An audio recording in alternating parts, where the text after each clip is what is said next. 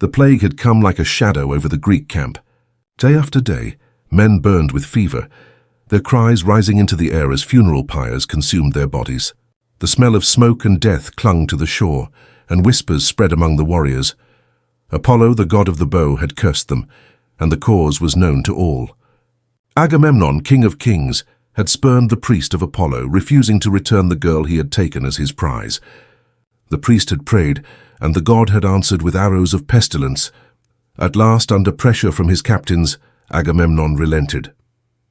He gave up the maiden to end the god's wrath, but in doing so his pride was pierced. He stood before the host, his face dark with fury, and declared, "Though I yield today, let no man think me weaker. To prove my power I shall take another prize, I even from one of you, that all may know who rules this army."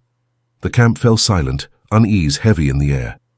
Then Agamemnon's eyes turned to the one man he envied most, Achilles. Before all the gathered Greeks he stripped Achilles of his prize, the maiden Briseis. It was not the woman herself, but the insult that burned like fire in Achilles' soul. His honor, his glory, his name, tarnished before every captain, every soldier. Achilles rose in wrath, his voice shaking the air. "You shame me, Agamemnon. You make me your servant when I am your equal. You have robbed me not of a woman, but of honor itself. Hear me now. Never again will I fight for you. Let Troy's flames consume our ships. Let our men fall, and let the gods decide who is truly master. My spear shall rest until the day my honor is restored." He turned away, his face like iron, his heart black with fury. With him went the Myrmidons, silent and loyal, their absence leaving a void in the Greek host. And so it was that pride, sharper than any blade, drove a wedge between the two greatest powers of Greece. From that wound, the doom of many heroes would be born. With Achilles withdrawn to his tents and the Myrmidons absent from battle, the Greeks stood weakened upon the plain. Their lines stretched thin, their hearts heavy, for they knew the greatest of their champions now watched in silence, his wrath a storm that brewed but did not break. From the gates of Troy the horns of war sounded. The dust of chariots rose, and the Trojans poured forth like a tide of bronze and fire. At their head rode Hector, prince of Troy, his eyes steady, his heart unyielding. His chariot wheels cut deep into the earth, and his voice carried above the roar of the army. "Now is the hour. The Greeks are broken within themselves. Strike them down and let the sea swallow their corpses." The Trojan spearmen advanced in tight ranks, their shields shining in the sun. Arrows darkened the sky, striking the sand around the Greeks like deadly rain. The plain shook with the thunder of horses' hooves, the war cries of Troy rising like a storm. The Greeks fought bravely. Ajax the Great stood at the front, his towering shield covering those beside him, his spear thrusting again and again into the press of Trojan warriors. Odysseus moved among the lines, steadying men who faltered, calling them back to courage with sharp words and cunning plans. Diomedes carved through the enemy with relentless fury, his blade flashing like lightning. Yet for every Trojan that fell, another rose in his place. Hector's presence drove them forward, and the absence of Achilles hung heavy over the field. The Greeks were pushed back step by step, their strength tested, their will strained. By midday, the battle surged dangerously close to the ships. The cries of the wounded mixed with the crash of waves, and smoke curled upward, where fires threatened to consume the wooden hulls. The sea itself seemed to recoil, as though it could sense the desperation of the men who fought upon its shore, and far from the clash, in his tent, Achilles heard the battle rage. The cries of dying men carried to his ears. The thunder of war reached his heart, but he sat unmoving, his face dark with pride and grief. His wrath chained him still, though the fate of Greece trembled at the edge of ruin. The Trojans pressed harder, the Greeks staggered, and the shadow of defeat crept across the camp. Without Achilles, the balance of war had begun to turn. Night fell heavy upon the Greek camp. Fires burned low, their smoke rising into the dark sky, carrying the stench of blood and fear. The clash of battle had ended for the day, but the cries of the wounded still drifted through the air. Beyond the walls of Troy, the Trojans had withdrawn to feast and prepare for the dawn. But in the Greek camp, despair grew. The leaders gathered in Agamemnon's great tent. His pride, once unshaken, now bent beneath the weight of failure. He looked upon his captains, Odysseus, Ajax, Phoenix, and others, and admitted what his heart resisted. Without Achilles, the Greeks would not endure. So an embassy was chosen. Odysseus, the cunning of speech, Ajax, the tower of strength, and Phoenix, the old mentor, who had once raised Achilles as a son, together they went, through the darkened camp, past rows of weary soldiers, until they came to the quiet tents of the Myrmidons. Inside, Achilles sat by the fire, his lyre upon his knees, his face lit by the glow of the flames. His rage had not cooled, but he played softly as though the music was the only voice that could ease his heart. Beside him sat Patroclus, listening in silence. The envoys entered, and Odysseus spoke first. "Achilles, Greece is burning. Hector drives us back to the ships. If you do not rise, we are lost. Agamemnon offers gifts, gold beyond counting, steeds swift as the wind. And when Troy falls, your honor will be greater than any man's. Forget the insult. Return and save your people." Phoenix then stepped forward, his voice trembling with age and sorrow. "My son, for I call you that, though you are not of my blood, I taught you the ways of war, of honor, of life itself. Do not let pride chain you. Pity your comrades, who will fall if you remain here idle. Let not grief blind you to the bond you share with them. Last came Ajax, whose words were fewer but struck like iron. Achilles, we stand on the edge of ruin. If you will not come for Agamemnon, then come for us, your brothers in arms. Do not abandon us to fire and slaughter." The tent grew silent. The envoys waited, hope flickering in their eyes.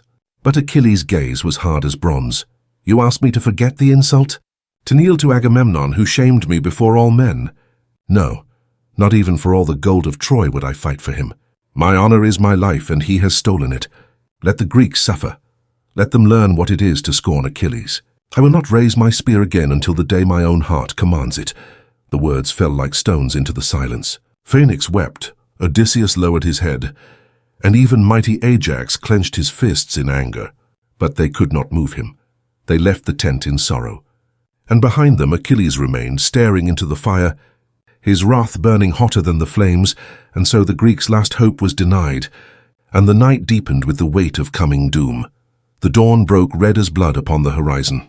Once more the Trojans poured from their gates, their horns echoing across the plain. At their head rode Hector, unyielding as ever, his chariot wheels carving deep scars in the earth. The Greeks fought desperately by the ships. Shields clashed, spears shattered, and the cries of the wounded mingled with the roar of the sea. Flames leapt high as Trojan torches found the wooden hulls. Soon the very lifeline of Greece would be ash. In the camp of the Myrmidons, Patroclus watched the fire rise. His heart ached as his brothers in arms fell, while Achilles sat apart, his wrath still unbroken. At last Patroclus fell to his knees before him. "Friend of my soul," he pleaded, "if you will not fight, then lend me your armor. Let me lead the Myrmidons into battle. The Trojans will think Achilles has returned, and fear will drive them back. Let me save our ships from burning." Achilles' eyes burned with grief and pride. He clasped Patroclus's shoulders, his voice low but fierce. "Go then. Drive them from the ships. But hear me, Patroclus. Do not chase them to the walls of Troy. That fate is not yours. Stop once the fire is quenched. Do not seek glory beyond your lot." Patroclus donned Achilles' armor, gleaming bright as the sun. The Myrmidons followed him like shadows, their black shields flashing as they surged into battle.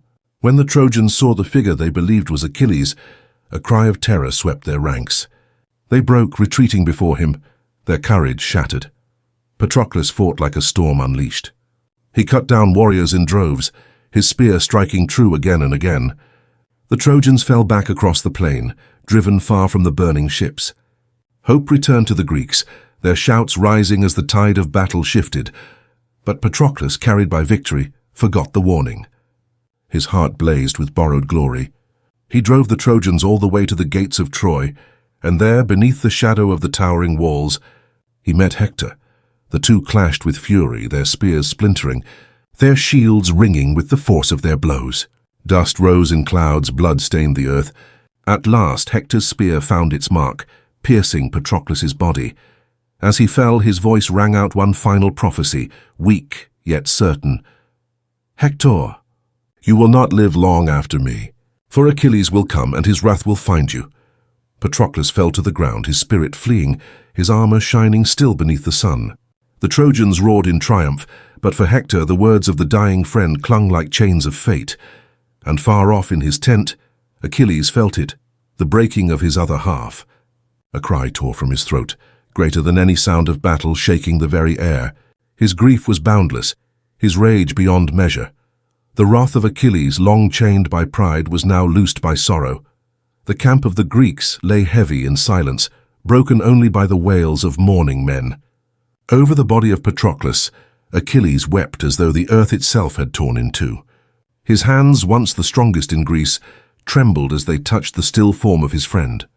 No comfort could soothe him, no words could reach him.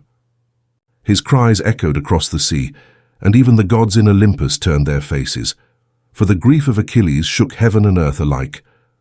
At last, rage rose in him like fire bursting from stone.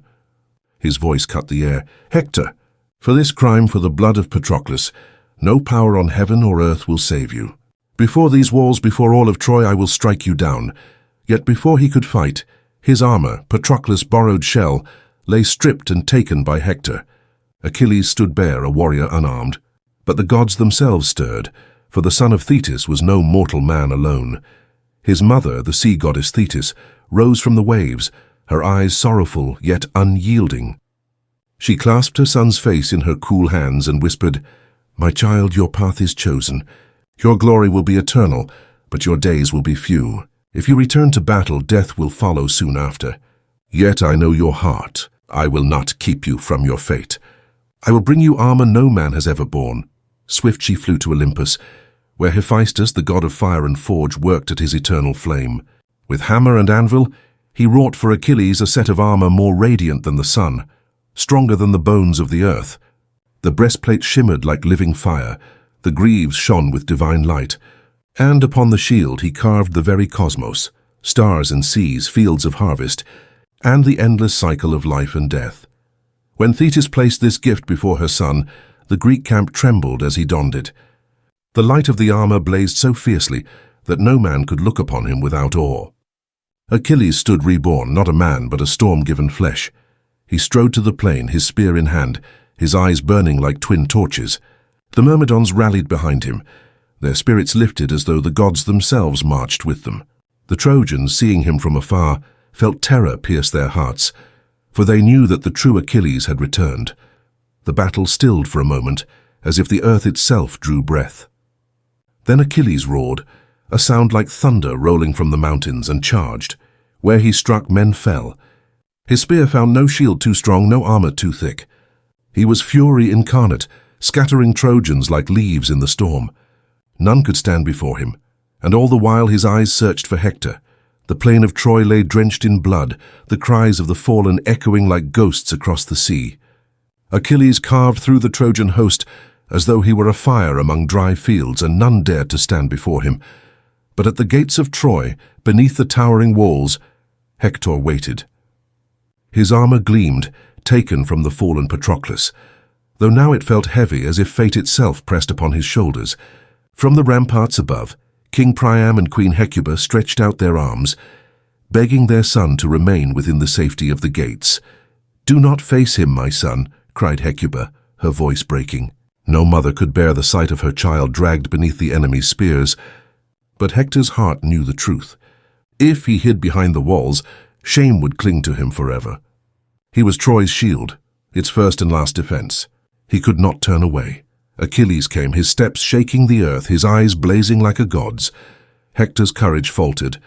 At the last moment, terror seized him, and he fled from the gates, his feet pounding the dust. 3 times they circled the walls of Troy, Achilles the predator, Hector the prey. The people on the walls watched in dread and silence, knowing this chase was no sport, but destiny itself unfolding. At last, Athena, in the guise of Hector's brother, appeared beside him.